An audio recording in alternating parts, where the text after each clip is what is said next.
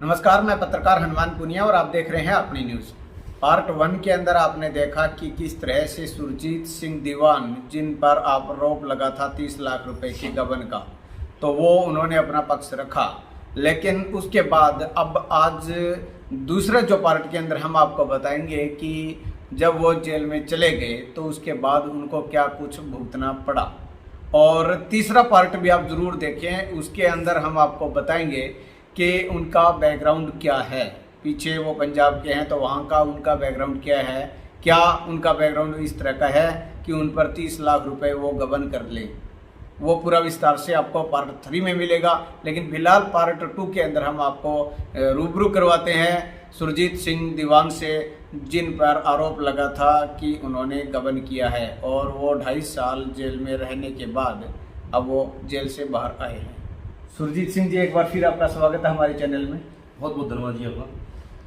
सुरजीत सिंह जी, आपने पार्ट 1 के अंदर बताया कि किस तरह से आपके साथ क्या हुआ और उसके अंदर आपको जो है सरेंडर किया आपने और उसके बाद जेल चले गए। तो वहाँ जाने के बाद आप पर क्या कुछ दबाव आया, क्या कुछ घटनाक्रम हुआ, वो पूरा आप थोड़ा विस्तार से बताइए ताकि हमारे दर्शकों को पूरा विस्तार से पता लगे। जब मेरी अरेस्ट पे पत्रकार की शुरुआत हुई तो जेल के अंदर ही थाने से शुरुआत हुई है। थाने में जिस दिन मेरा अरेस्ट पाई ना इन्होंने थाने वालों ने, उस दिन पूरा गांव और कुछ लोग इकट्ठे थे। उसके बाद में विधायक जी आए और विधायक जी ने आप वहाँ खड़े रह के कहे कि भी इनको रिमांड लो आप, और केवल ये लिखवाओ इनसे कि इन्होंने गुनाह किया है।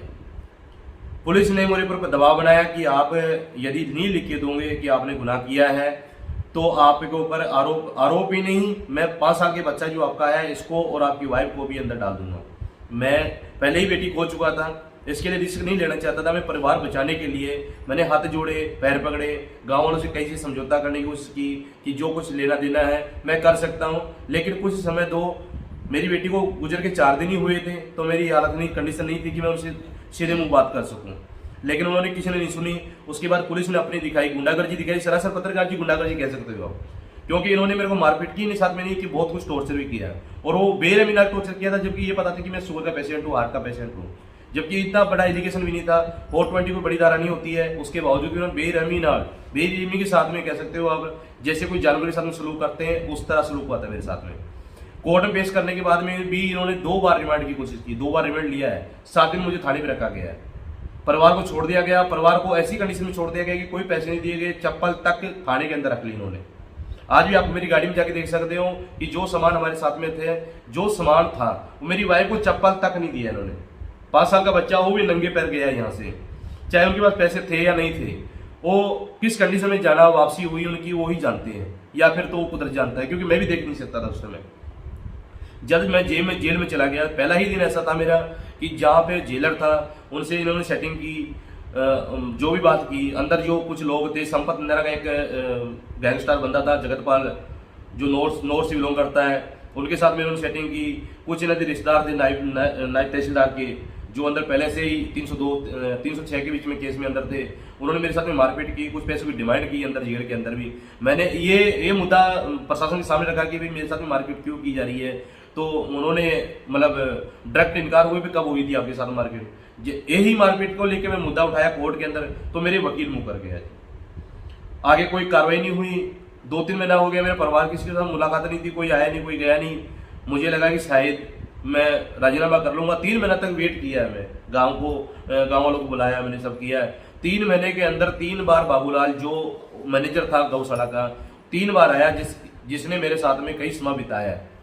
उसने आके धमकी एक ही देनी, आप 30 लाख दे दो, हमने राजीनामा कर लेना है, नहीं तो आपका खून बेच के हम पैसे लेंगे।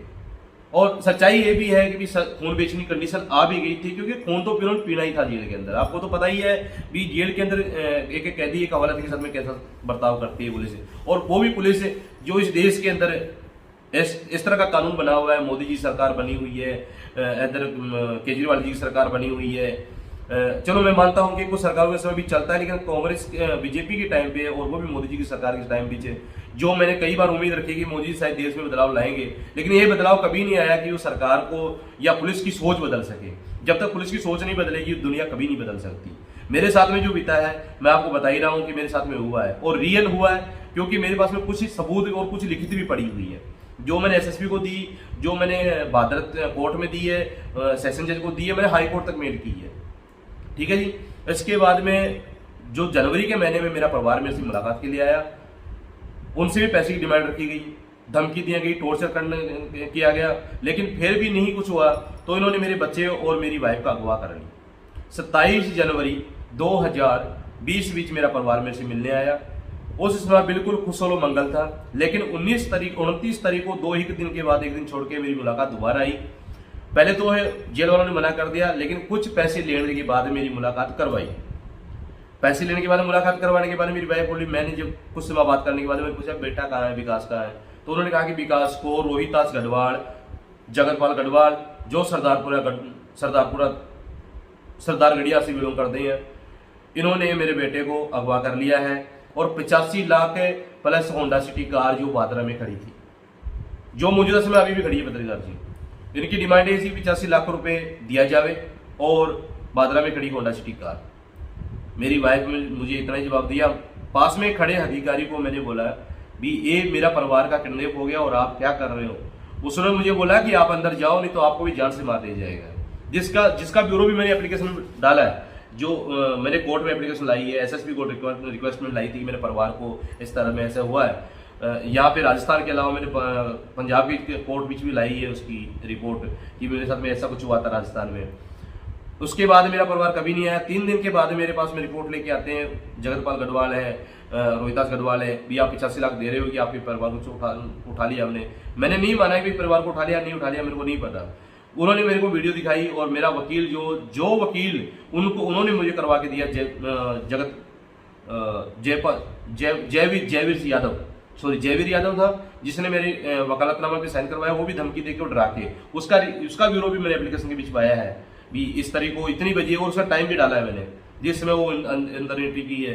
जेल को मैं पहले ही लिख दे चुका था कि मेरे को किसी से मुलाकात नहीं करनी, केवल मेरी वाइफ और बच्चा मेरे। इसके अलावा उसके बावजूद भी डुंगराना से कई धमकी आती रही और कई बार जितनी बार मैं कोशिश की है कि मैं जाके जज साहब को बोलूँ और पेश करूँ, या तो जज साहब नहीं मिले और या फिर मिले तो मेरे वकील ने मेरे को बोलने दिया, या फिर जो गार्ड लगी हुई थी बादरा में जो मुझे लोकल लेके जाती थी उसने मेरे को प्रेशर बना लिया। वो 2 मिनट मेरे को रुकने नहीं देते थे, तो मैं बताता भी तो किसको बताता। उसके बावजूद बाद में मैं चला गया पटियाला जेल में मेरे एलिगेशन लगा था, अभी वो भी मेरा पर्चा बना, अभी इस पर्चे के बाद में पर्चा हुआ था, जबकि वो मैटर 2012 का था। अभी का इस सन में कोई, जबकि 2012 के अंदर में इंडिया में नहीं था जिस वक्त उन्होंने पर्चा दिया है। बादरा से पटियाला चला गया, मैं खामोश इसके लिए रहा कि मेरे परिवार की स्थिति में वहां जाके बोलूंगा तो कोई मेरी हेल्प करेगा, लेकिन जब तक तो सब कुछ हो चुका था। मैंने वहां जाके भी सेशन जज को एप्लीकेशन लाई है कि मेरे परिवार को बचाया जाए, ऐसी बातें हैं। जब भी 85 लाख का जो सिस्टम था, 85 लाख से फिर ये 2 करोड़ 85 लाख के ऊपर आ गए और 700 ग्राम गोल्ड के ऊपर आ गए। इनकी डिमांड दिन पर दिन बढ़ती गई और मेरा संपर्क जो था वो जयवीर यादव से था। जयवीर यादव जो वकील था मेरा भादरा का, उसके बारे में मैंने कई बार जज साहब से रिक्वेस्ट की कि जज साहब मेरी एंटी पार्टी से मिल चुकी है और खरीद चुकी है, बिक चुका है, लेकिन उसके लिए कोई वकील चेंज नहीं किया गया। हर एप्लीकेशन में मैंने लिखा है कि मुझे सरकारी वकील दिया जावे ताकि मेरा केस लड़ा सकूं। प्राइवेट वकील करने की मेरी कंडीशन नहीं थी। क्यों नहीं कंडीशन थी? जो उस वकील को मैं करता था उस वकील को डुंगराना के लोग प्रेशर बढ़ाते थे और खरीद लेते थे। तो आपके बेटे का जो आप कह रहे हैं कि अपहरण कर लिया, फिर उसके बाद क्या हुआ? उसका छोड़ दिया नहीं? इन्होंने कुछ समय दिया भी, इसमें मेरा टाइम पूरा हो जाना चाहिए भी, इतना पेमेंट चाहिए, फिर कुछ समय बढ़ा दिया। पुलिस ने कोई एक्शन नहीं ली, कुछ समय बीत चुका, पेमेंट नहीं इनके पास पहुंची, तो इन्होंने बेटे को मरवा दिया। बेटे को मार के मेरी वाइफ के हाथ में दे दिया भी आप अपने बेटे को ले जाओ। वो भी जनवरी के पास बेटे का किडनैप हुआ है और 23 जुलाई 2020 बीच बेटे की लाश मेरी वाइफ के हाथ में दे दी कि आप ले जाओ इसको और जहाँ कहीं दफनाना हो दफना दो। लेकिन पुलिस ने फिर भी कोई एक्शन नहीं ली। मेरी वाइफ पुलिस के पास रोती बिलखती गई है कि किसी और अदर स्टेशन उन्होंने कहा कि जिस एरिया में किडनैप हुआ था वहीं आप इसको लेके जाओ।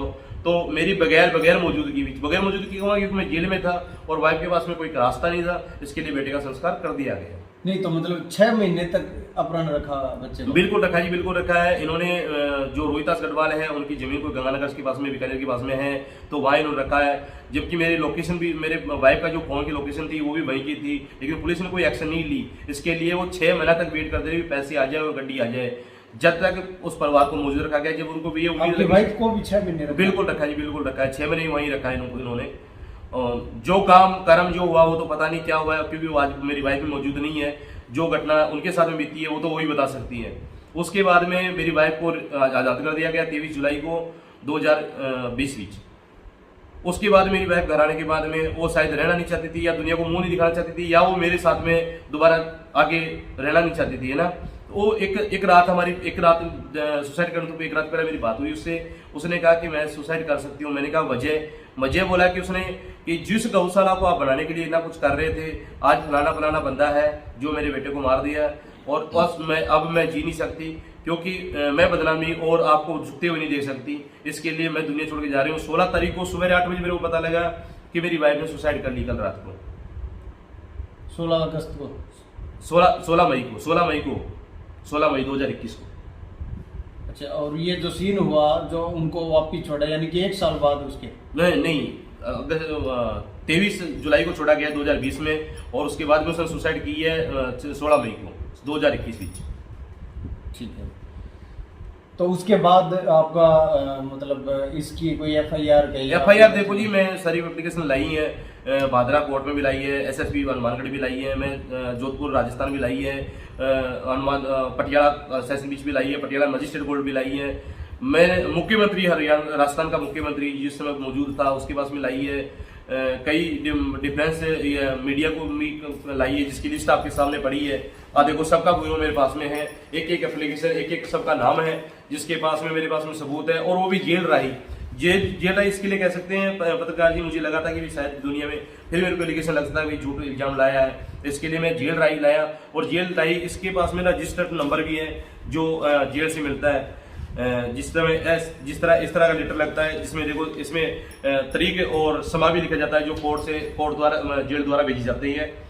तो ऐसे सारे सबूत मेरे पास में पड़े हैं जो मेरे परिवार के साथ में घटना हुई। उसके बावजूद भी मैंने डेथ होने के बाद भी मैंने कई एप्लीकेशन लाई है कि भाई अभी तो जाग सकती है पुलिस। मैंने बाकायदा SSP की रिपोर्ट में आप देख सकते हो, हनुमानगढ़ की जो रिपोर्ट लिखी है उसमें बाकायदा मेरे शब्दों में लिखा है कि मैं पूरी होश हवस में कह रहा हूँ कि अभी तो हिंदुस्तान राजस्थान की पुलिस जाग जाओ, मेरा परिवार मैं खो चुका हूँ, अभी भी चाहो तो आप अरेस्ट कर सकते हो। आज मीडिया के पास में आया हूँ, आज मीडिया के पास में तब आया हूँ क्योंकि मुझे पुलिस से न्याय नहीं मिली। चलिए, ये मामला है पार्ट 2 के अंदर। इन्होंने अपना बताया है कि जब इनको जेल हो गई तो उसके बाद क्या कुछ इनको सहन करना पड़ा है। तो ऐसे में ये शख्स हैं कौन और क्या इनका बैकग्राउंड है, जो 30 लाख रुपए का गबन से एक शुरुआत होती है और उसके बाद पूरा का पूरा जो परिवार है वो खत्म हो जाता है। तो वो शख्स जो है उसका बैकग्राउंड क्या है, पीछे से क्या कुछ है, कहाँ से है, पूरा विस्तार से आपको पार्ट 3 में बताएंगे। अपनी न्यूज़ के लिए कैमरा सहयोगी के साथ मैं हनुमान पूनिया।